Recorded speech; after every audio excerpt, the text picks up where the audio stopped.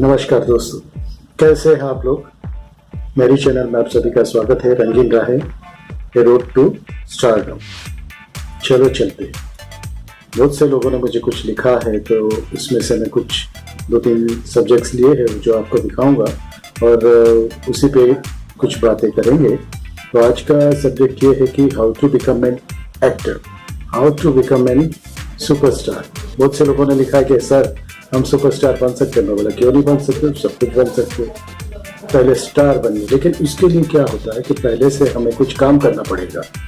काम ऐसा करना पड़ेगा कि नींव डालोगे तो बिल्डिंग खड़ी होगी। तो दोस्तों, ऐसे ही आज से शुरू करते हैं मेरा ये वीडियो। देखिए, और मुझे अच्छा लगता है कि बहुत से लोग मुझे लिखते हैं कि सर आपकी ये नॉलेज से हमें बहुत फ़ायदा हो रहा है। तो दोस्तों आगे बढ़िए, आगे बढ़ते जाइए। कोई भी रुकावट आए, रुकना नहीं है, आगे बढ़ते जाना है। रविंद्रनाथ टैगोर की वो पंक्ति याद है ना, कोई ना आए तो भी एक लो चाल रे, यानी अकेला चल, कोई नहीं आए तो। ऐसे भी आपको अकेले ही चलना है लेकिन एक ध्येय सामने रखना है, अर्जुन के जैसे। तो दोस्तों शुरू करते हैं आज का वीडियो।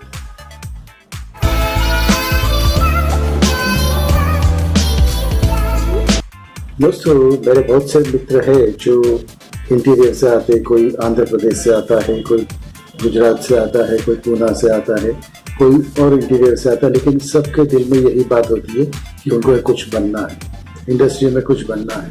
क्योंकि इंडस्ट्री ही एक ऐसी लाइन है जिसका लगाव सभी को होता है।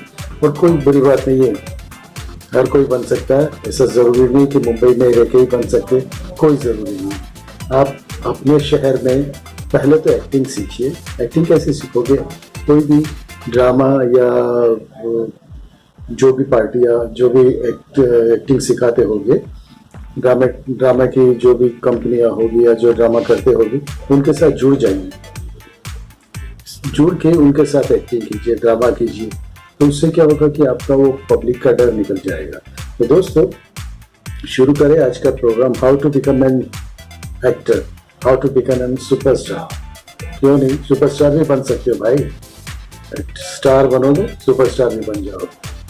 तो सबसे पहले को ये कि आपको इंडस्ट्री की जानकारी होनी जरूरी। इंडस्ट्री की जानकारी बहुत से लोगों को होती नहीं है। उनको यही दिखता है कि जो फिल्मों में दिखता है, जो पर्दे पे दिखता है, वही इंडस्ट्री है। वो नहीं है। इंडस्ट्री की जानकारी ऐसे कि एक मजदूर से भी ज़्यादा मेहनत करनी पड़ती है, बहुत मेहनत करनी पड़ती है। ऑडिशंस में जाना पड़ता है, ऑडिशंस देने पड़ते हैं और अपना मकाम बनाना पड़ता है। मेन तो अपना मकाम बनाइए। ये जैसे कॉमर्स में होता है। कॉमर्स में क्या होता है कि सप्लाई एंड डिमांड। आपका अपना डिमांड बनाइए, फिर आप सप्लाई हो जाइए। डिमांड बढ़ाइए अपनी, यानी अपना एक डिमांड क्रिएट कीजिए। तो दोस्तों सबसे पहले तो आपको इंडस्ट्री की जानकारी होना जरूरी है। इंडस्ट्री की जानकारी के लिए आपको पहले क्या करना होगा कि इसके जो भी बेसिक है वो आपको जानने चाहिए कि कहाँ पे ऑडिशंस होते हैं, क्या क्या होते हैं, क्या पूछते हैं, ऑडिशंस में क्या होना चाहिए। और सबसे पहले सबसे मेन इम्पोर्टेंट आपका डिक्शन बहुत अच्छा होना चाहिए, प्रोनाउंसिएशंस बहुत अच्छा होना चाहिए। जितना ज़्यादा एजुकेशन होगा वो अच्छा होगा। लेकिन क्लियरिटी, आपके बोलने में क्लियरिटी होनी ज़रूरी है, क्योंकि डायलॉग की क्लियरिटी होना बहुत ज़रूरी है। तो दोस्तों कोई उम्र की सीमा होती नहीं है।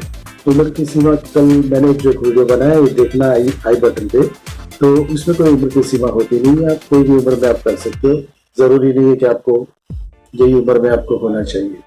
ठीक है दोस्तों, इंडस्ट्री की जानकारी होनी चाहिए, प्रॉपर एक्टिंग सीखना चाहिए। थिएटर में से या तो और भी ग्रुप से, वहाँ से सीखिए। कैमरा की नॉलेज होने ज़रूरी है। कैमरा की नॉलेज यानी कैसे कि कैमरा कहाँ से होता है, क्या एंगल होता है, क्या क्या होता है। तो कैमरा का डर आपके मन में से निकल जाना चाहिए। क्योंकि कैमरा और आपके बीच, पब्लिक और आपके बीच में सिर्फ कैमरा ही रहेगा, जो कि आपकी एक्टिंग, आपके जो भी डायलॉग्स, वो सब पब्लिक को दिखाएगा। कैमरा यानी डायरेक्टर की आंखें। डायरेक्टर की आंखें जो देखना चाहती है वो कैमरामैन दिखाता है, कैमरा से दिखाता है। यानी कैमरा को अपना दोस्त बना लीजिए, उसके सामने एक्टिंग करिए। बहुत से लोगों में झिझक होती है कि बाबा हम कैमरा के सामने जाके डर जाते हैं, डायलॉग भूल जाते हैं, एटमॉस्फेयर भूल जाते हैं। अब ये क्या होता है कि थिएटर में तो आपके सामने कैरेक्टर भी रहता है, तो उसको आप रिएक्शन, एक्शन जो भी है वो बता सकते हैं, एक्सप्रेशन भी बता सकते हैं। लेकिन वहाँ पे आपको लाउड एक्सप्रेशन देने पड़ते हैं। क्यों? क्योंकि लाउड एक्सप्रेशन इसलिए कि लास्ट वाला जो भी बैठा हुआ जो आपको देख रहा है उसे भी मालूम होना चाहिए कि आप क्या बोलना चाहते हो, क्या एक्सप्रेशन दिखाना चाहते हो, तो लाउड एक्सप्रेशन दिखाना चाहिए। कैमरा एक्टिंग में क्या होता है, कैमरा एक्टिंग में इतने लाउड एक्सप्रेशन की जरूरत नहीं होती है, लेकिन एक है कि कैमरा ऐसी आंखें है जो आप जरा से भी हरकत करोगे तो जान जाएगा। यानी कैमरा कभी झूठ नहीं बोलता, वो याद रखना। तो कैमरा के डर निकालने के लिए आप अपने मोबाइल से ही कुछ भी घर पे डायलॉग्स बोलते जाइए, कुछ भी याद करते जाइए, तो कैमरा का डर निकल जाएगा। उसके बाद अगर आप बम्बई आते हो, मुंबई में आते हो, तो ऑडिशंस कहाँ कहाँ होते हैं उसकी आपको नॉलेज होनी चाहिए।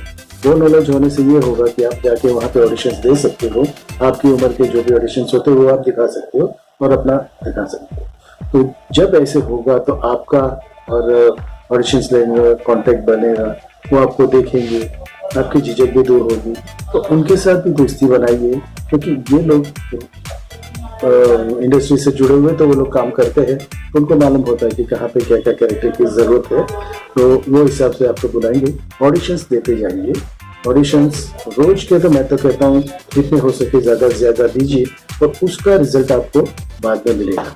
बहुत से आर्टिस्ट है, बहुत से कैरेक्टर है, बहुत से हीरो है जो कि आज भी ऑडिशंस देते हैं, आज भी लुक टेस्ट देते हैं, लेकिन उनको मालूम है लुक टेस्ट देना ज़रूरी है, ऑडिशंस देना ज़रूरी है। आज भी ऑडिशंस देते हैं और उसमें झिझक नहीं।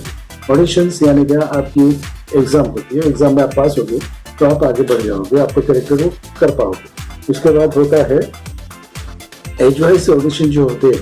एज वाइज ऑडिशन से अच्छा होता है कि आपको मालूम पड़ेगा कि किस एज के लिए, ये कैरेक्टर के लिए, किसके लिए ये चल रहा है, तो वहाँ पे ऑडिशन दीजिए, यानी आपका टाइम भी कम हो जाए, बचेगा, और दूसरे ऑडिशंस में आप ध्यान दे पाओगे। तो जहाँ जहाँ पे ऑडिशंस होता है, ऑडिशंस ग्रुप को आप ज्वाइन कीजिए। ऑडिशंस ग्रुप में बहुत सारे ऑडिशंस ग्रुप है, मैं भी 2-3 नाम नीचे दूंगा। हमारे फ्रेंड्स जो भी है वो ऑडिशंस ग्रुप में जो है, तो वो ऑडिशंस के आपको अलर्ट्स आपको देते रहेंगे रोज के रोज। तो वहाँ पे जाके आप ऑडिशन देते रहिए, और उससे आपको फायदा ये होगा कि आपको इंडस्ट्री की जानकारी भी हो जाएगी। और उसके बाद है चौथा, नेटवर्किंग। नेटवर्किंग होना बहुत ज़रूरी है। आपका एक दूसरे से मिलना बहुत ज़रूरी है। नेटवर्किंग क्या क्या होता है, जो इंडस्ट्री में काम करते हैं, डायरेक्टर है, असिस्टेंट डायरेक्टर है, उससे आप मेल मिलाप बनाइए, तो उनको याद रहेगा कि ये आदमी ऐसा एक्टर है और ऐसे एक्टिंग करता है। इसके ऑडिशन, इन्होंने अगर आपके ऑडिशन देखी तो आपको बुलाएगा। एक बार आप ऑडिशन में पास हो गए तो आप उनसे रिलेशन बनाइए, तो वो आपको बताते रहेंगे कि ऑडिशंस कहाँ पे है, क्या क्या कैरेक्टर की ज़रूरत है। उसके बाद नेटवर्किंग तो होना बहुत ज़रूरी है। नेटवर्किंग तो आफ्टर आप एस्टैब्लिश हो जाए उसके बाद भी नेटवर्किंग बहुत ज़रूरी है। बहुत बार ऐसे होता है दोस्तों, आपके साथ भी शायद होता होगा, और ये हमेशा होता ही है। मुंबई में बहुत से लोग तो आ जाते हैं, लेकिन आने के बाद क्या करते हैं कि जो लोग रोज एक्टिंग करने जाते हैं, जो ऑडिशन देने जाते हैं, उन लोग का एक ग्रुप बना देते हैं, जिसे स्ट्रगलर का ग्रुप। स्ट्रगलर वर्ड, क्या स्ट्रगल कर रहे हो, किस लड़ाई क्या कर रहे हो आप अपने आप की, अपने आपके साथ? स्ट्रगल मत कीजिए, मेहनत कीजिए ना। स्ट्रगलर्स बहुत बुरी चीज।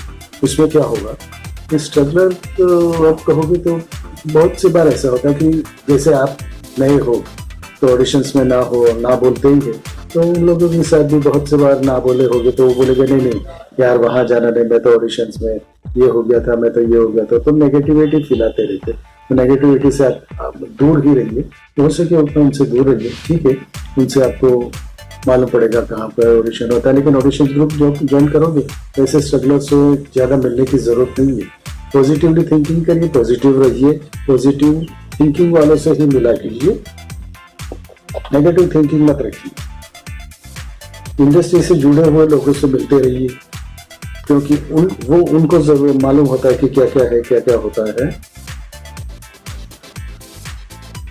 और कंफर्म अब हो जाओगे कंफर्म, तो इसके बाद आपको बुलाएंगे, ऑडिशंस होगा, उसके बाद आपको बुलाएंगे। लेकिन एक है कि प्रॉपर ऑडिशंस दे दी जाएंगी, कहीं यहाँ वहाँ भटकने की जरूरत नहीं है। जहाँ पे प्रॉपर आपका ऑडिशंस हो, आपको लगे कि यहाँ पे जाने से काम हो सकता है, तो वहाँ दीजिए। और एकदम खरोश के साथ जाइए, एक्टिंग दिखाइए, आप में कुछ है दिखाइए। पहले तो बहुत से ऐसे कैरेक्टर है, राजकुमार राव या नवाजुद्दीन सिद्दीकी, बहुत से लोगों को ऐसा कि हर जगह से उनको तो नेगेटिव ये केक मिलता था कि बाबा यहाँ पे काम नहीं, आपको लेकर काम नहीं है। लेकिन जब उन्होंने अपनी बताया कि हम लोग ये कर सकते हैं, उसके बाद उनकी ज़रूरत हुई। तो जैसे वो डिमांड और सप्लाई की बात मैंने कही थी कि डिमांड चाहिए, सप्लाई आप पे है, तो आपकी डिमांड बनाइए, उसके बाद हो जाइए। और ऐसे इंस्टीट्यूट ज्वाइन करें जो आपको प्रॉपर गाइडेंस दे। ऐसे लोगों से मिलिए जो आपको प्रॉपर गाइडेंस दे कि क्या करना चाहिए, कहाँ जाना चाहिए। नेगेटिव थिंकिंग वाले से मत मिलिए, प्रॉपर गाइडेंस लेते रहिए, ऑडिशंस देते रहिए। ऑडिशंस देना बुरा नहीं है, वो परीक्षा है। कहीं आप जॉब करने जाओगे तो क्या करोगे, आपको परीक्षा तो देनी पड़ेगी, ऑडिशन से ही है। ये आपको परीक्षा ही है, परीक्षा लेके ही समझिए और ऑडिशंस देते जाइए। तो दोस्तों, मैं चाहता हूँ कि शायद आपको ये इससे पता चला होगा कि आपको क्या क्या करना चाहिए।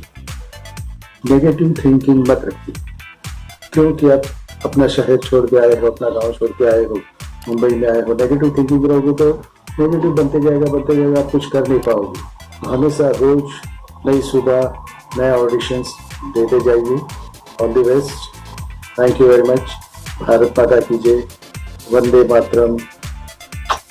आई लव यू ऑल फ्रेंड्स।